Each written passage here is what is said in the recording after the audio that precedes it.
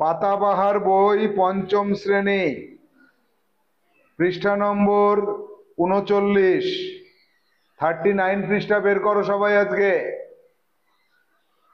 এই বইয়ের থেকে আমাদের 23 নম্বর ক্লাস। আজকে 23 নম্বর ক্লাসে আজকে আমরা ছেলেবেলা নামক যে গল্পটি আমরা পাঠ করেছিলাম রবীন্দ্রনাথ ঠাকুরের লেখা, এই ছেলেবেলা গল্পের কিছু প্রশ্নের উত্তর আমরা করেছি আর কিছু প্রশ্নের উত্তর বাকি আছে। তো আমরা এখানে দেখো 14 দাগ পর্যন্ত আগের ক্লাসে করেছি। এবার আমাদের 15 দাগ থেকে শুরু করতে হবে। 15 দাগ যদি শুরু করতে হয় তাহলে এই গল্পের লেখক রবীন্দ্রনাথ ঠাকুর সম্পর্কে আমাদের জানতে হবে। দেখো, রবীন্দ্রনাথ ঠাকুর 1861 সালে জন্মগ্রহণ করেছিলেন এবং 1941 সালে তিনি মারা গিয়েছিলেন, মৃত্যুবরণ করেছিলেন। অর্থাৎ 80 বছর তিনি বেঁচে ছিলেন। কত বছর? জন্ম কলকাতার জোড়াসাঁকো ঠাকুর বাড়িতে। কলকাতাতে জোড়াসাঁকো নামক জায়গায় বিখ্যাত ঠাকুর বাড়ি আছে, সেখানেই তার জন্ম। অল্প বয়স থেকেই ঠাকুর বাড়ি থেকে প্রকাশিত ভারতী এবং বালক পত্রিকায় নিয়মিত লিখতেন। কে লিখতেন? শিশু রবীন্দ্রনাথ ঠাকুর। কথা ও কাহিনী, সহজ পাঠ, রাজর্ষি, ছেলেবেলা, শিশু, শিশু ভোলানাথ, হাস্য কৌতুক, ডাকঘর, গল্পগুচ্ছ সহ তার বহু রচনায় শিশু কিশোরদের আকৃষ্ট করে। অর্থাৎ তিনি প্রচুর প্রচুর প্রচুর প্রচুর লিখেছেন। তার মধ্যে আবার অনেকটাই শিশুদের জন্য।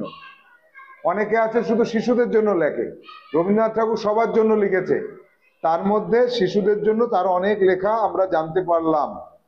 দীর্ঘ জীবনে অজস্র কবিতা, গান, ছোট গল্প, উপন্যাস, প্রবন্ধ লিখেছেন, ছবি এঁকেছেন। এশিয়ার মধ্যে তিনি প্রথম নোবেল পুরস্কার পান 1913 সালে। তাহলে তিনি এত কিছু লেখার জন্য অনেক পুরস্কার তার পাওয়ার কথা। তার মধ্যে পৃথিবীর সব থেকে সেরা পুরস্কার সেটা হচ্ছে 1913 সালে নোবেল প্রাইজ তিনি পেয়েছিলেন সং অফারিংস এর জন্য। গীতাঞ্জলি, বাংলায় বলা হয় গীতাঞ্জলি, ইংরেজিতে সেই কবিতাগুলোকে তিনি সং অফারিংস বলে লিখেছিলেন। দুটি স্বাধীন রাষ্ট্র ভারত আর বাংলাদেশের জাতীয় সঙ্গীত তার রচনা। দুটো দেশের জাতীয় সঙ্গীত তার লেখা। ভারতবর্ষে হচ্ছে জনগণ মন অধি, বাংলাদেশে আমার সোনার বাংলা, তাই তো? তো ইনি ছিলেন একজন অনেক বড় মাপের মানুষ। ঠিক আছে, পাঠ্যাংশটি তার ছেলেবেলা বই থেকে নেওয়া হয়েছে। ছেলেবেলা নামক তার যে বই আছে সেই বই থেকে নেওয়া হয়েছে। এবার এই যে আমরা রবীন্দ্রনাথ ঠাকুর সম্পর্কে যেটা জানতে পারলাম, রবীন্দ্রনাথ ঠাকুরের সম্পর্কে জানার পরে আমরা এবার এর প্রশ্ন উত্তরে যাব। প্রশ্ন উত্তরগুলো কি কি? প্রশ্ন উত্তরগুলো দেখো, এইখানে যেটুকু জেনেছো তার উপরেই প্রশ্ন। সেটা হচ্ছে, কলকাতায় রবীন্দ্রনাথ ঠাকুরের বাড়িটি কি নামে বিশ্বজুড়ে পরিচিত? বাড়িটার নাম হচ্ছে ঠাকুর বাড়ি। বাড়িটার নাম কি? ঠাকুর বাড়ি। রবীন্দ্রনাথ ঠাকুর ছোটদের জন্য লিখেছেন এমন দুটো বইয়ের নাম, প্রচুর বইয়ের নাম রয়েছে, সহজ পাঠ, রাজর্ষি, ছেলেবেলা, শিশু ভোলানাথ। যে কোনো দুটো লিখে দাও। ঠাকুর বাড়ি থেকে প্রকাশিত কোন কোন দুটি পত্রিকায় তিনি নিয়মিত লিখতেন? ঠাকুর বাড়ি থেকে প্রকাশিত ভারতী এবং বালক। ভারতী, ভারতী এবং ভারতী এবং বালক, এই দুটো পত্রিকায় তিনি লিখতেন। বলাকা নয়, আমি বলাকা বলেছিলাম, কেউ খেয়াল করনি। এবার চলে যাব 16 দাগে। বইয়ের দিকে আঙুল দিয়েছো সবাই? দিয়েছো? তাহলে ভারতী বললাম তো কিছু বললে না কেন? ওটা বালক। দেখো 16-র 1 দাগে কি বলছে? বালক রবীন্দ্রনাথের প্রধান ছুটির দেশ কি ছিল? ছুটির দেশ কি ছিল তার কাছে? তেতালার খোলা ছাদ। পড়নি এটা গল্পে? গল্পে পড়েছো? তার ছুটির দেশ কি ছিল? তেতালার গল্পের ছাদ। তেতালার খোলা ছাদ ছিল তার প্রধানত ছুটির দেশ, তাই তো? তাহলে এখানে উত্তর লিখতে হবে খোলা ছাদ। খোলা ছাদ। তার বাড়ির নিচের তলার বারান্দায় বসে রেলিং এর ফাঁক দিয়ে কি কি দেখা যেত? কি কি দেখা যেত? রাস্তার রাস্তার গাড়ি ঘোড়া না মানুষের আনাগোনা, কোনটা বলা হয়েছিল? চলে যেতে হবে, গল্পে চলে যেতে হবে। দেখো এই যে চিরদিনই নিচের তলার বারান্দায় বসে রেলিং এর ফাঁক দিয়ে দেখে এসেছি রাস্তার লোক চলাচল।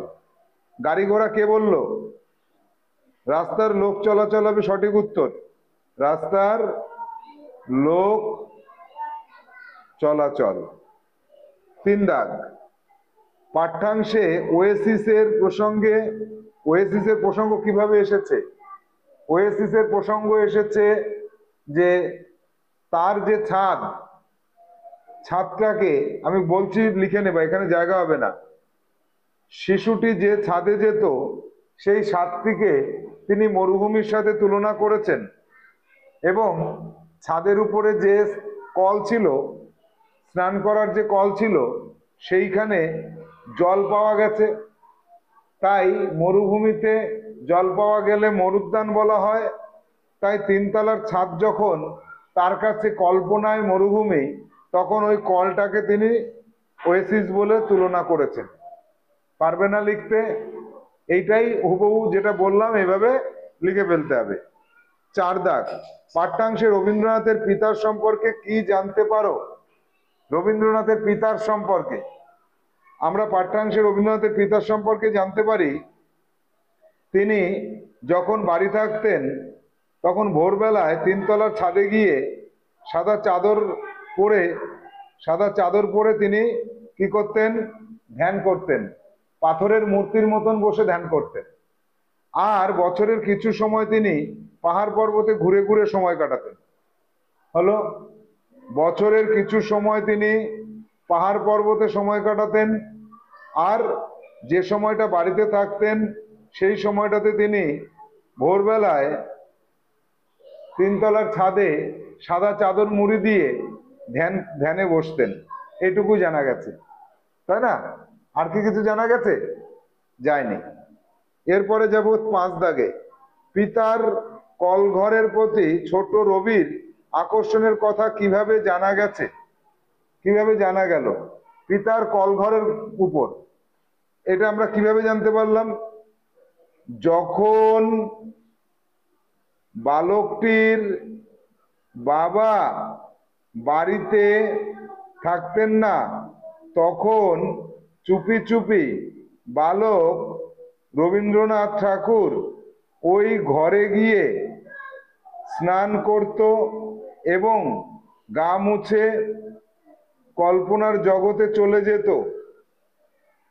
অর্থাৎ আমরা বুঝতে পারলাম তার স্নানের ঘরের প্রতি আকর্ষণ ছিল। আকর্ষণ না থাকলে কখনো কেউ যাবে চুপি চুপি? চুপি চুপি কখন যায়? আকর্ষণ থাকলেই তো যায়। এরপরে ছুটি শেষের দিকে এসে পৌঁছালে রবির মনের ভাব কেমন হতো? ছুটি শেষের দিকে এসে পৌঁছালে, দেখো ছুটি যখন শেষের দিকে এসে পৌঁছালো, এইখানে দেখো এই জায়গাটায় আমরা সেটা পাবো। ছুটির দিনটা দেখতে দেখতে শেষের দিকে পৌঁছালো, দেউরির ঘন্টায় বাজলো 4টে। রবিবারের বিকেল বেলায় আকাশটা বিচ্ছিরি রকমের মুখ বিক্রি আছে। আসছে সোমবারের হা করা মুখের গ্রহণ লাগানো ছায়া তাকে গিলতে শুরু করেছে। নিচে এতক্ষণে পাহাড় এড়ানো ছেলেটার খোঁজ পড়ে গেছে। এইটুকুর মধ্যেই তার মনোভাবটা আছে। মনোভাবটা কোথায় আছে আমাদের খুঁজে বের করতে হবে। তো মনোভাবটা সরাসরি এখানে দেয়নি, এইটুকুর মধ্যে আছে। তাহলে প্রশ্নে চলে যাও। এবার প্রশ্নে বলছে ছুটি শেষের দিকে এসে পৌঁছালে রবির মনের ভাব কেমন হতো? তাহলে ছুটি শেষের দিকে এসে পৌঁছালে রবির মন খারাপ হয়ে যেত। সে 3 তলার ছাদ থেকে নেমে আসতে হবে এই কথা ভেবেই কষ্ট পেত, তাই তো? এই দুটো কথা লিখতে হবে। পারবে সবাই? হ্যাঁ। 7 দাগ, পাঠ্যাংশে কাকে কেন বাংলাদেশের শিশু লিভিংটন বলা হয়েছে? পাঠ্যাংশে মানে এই যে পাঠ্য যে গল্পটা, পাঠ করার যে গল্পটা, এই পাঠ্যাংশে শিশু লিভিংটন বলা হয়েছে ছোট্ট রবীন্দ্রনাথ ঠাকুরকে। কাকে বলা হয়েছে? ছোট্ট রবীন্দ্রনাথ ঠাকুরকে। কেন বলা হয়েছে? কারণ লিভিংটন যেমন নতুন নতুন জায়গা আবিষ্কার করত। ছোট রবীন্দ্রনাথ ঠাকুরও তেমন উপরের ঘরে স্নানের ঘরটা আবিষ্কার করেছিল না? তাহলে লিভিংটন যেমন দেশ বিদেশের জায়গা আবিষ্কার করতেন, তেমন ছোট্ট রবীন্দ্রনাথ ঠাকুর তিনতলার ঘরে স্নানের ঘরে জলের কল আবিষ্কার করেছিলেন। এই জন্য তিনি একটা আবিষ্কারকর্তা হয়েছিলেন, তাই তাকে লিভিংটনের সাথে তুলনা করা হয়েছে। এবার যাব 8 দাগে। তুমি যখন আরো ছোট ছিলে তখন তোমার দিন কিভাবে কাটতো, তোমার চারপাশের প্রকৃতি কেমন ছিল তা লেখো। এইটা লিখতে হবে, এটাও কিন্তু তোমাদের ভেরি ভেরি ইম্পর্টেন্ট, পরীক্ষা আসার মতো। তুমি যখন আরো ছোট ছিলে তোমার কিভাবে দিন কাটতো, তাহলে এখানে লিখতে হবে আমি যখন, শুনে নেবে মন দিয়ে, আমি যখন অনেক ছোট ছিলাম তখন আমার পড়াশুনো ছিল না, আমার স্কুলে যাওয়ার দরকার হতো না, আমি সকাল থেকে রাত পর্যন্ত সারাদিন শুধু খেলাধুলা করতাম। আমার বয়সী বাড়ির আশেপাশে আরো অনেক বাচ্চা ছিল, তাদের সাথে আমি সারাদিন শুধু খেলতাম। আমরা গাছতলায় বসে খেলতাম, আমরা গাছের পাতা নিয়ে খেলা করতাম, আমরা মাঝে মাঝে মাঠে যেতাম। তারপরে মা স্নান করিয়ে দিলে দুপুরবেলা খেয়ে দিয়ে ঘুমাতাম, আবার বিকেলে উঠে খেলতে যেতাম, সন্ধ্যার সময় হাত পা ধুয়ে খাওয়া দাওয়া করে ঘুমিয়ে পড়তাম। অর্থাৎ আমাদের একটা চিন্তা মুক্ত জীবন ছিল। কি লিখতে হবে লাস্টের লাইনে? আমাদের একটা চিন্তা মুক্ত জীবন ছিল। পারবে লিখতে এটা? এটা কিন্তু এইচডব্লিউ। তাহলে আমাদের টোটাল এইচডব্লিউ কি কি?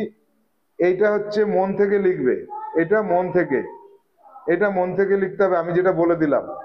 আর 15 16, 15 দাগ 16 দাগ আমি যেভাবে বলেছি সেইভাবে খাতায় লিখতে হবে। খাতায় লিখবে, প্রশ্ন লিখে উত্তর লিখতে হবে। প্রশ্ন হচ্ছে সবুজ কালি, আর উত্তর হচ্ছে কালো কালি। কালি যেন ম্যাচ করে, এটা দিয়ে সামনের দিন জমা করতে হবে। তাহলে আজকের মতো ক্লাস এখানে শেষ। টাটা।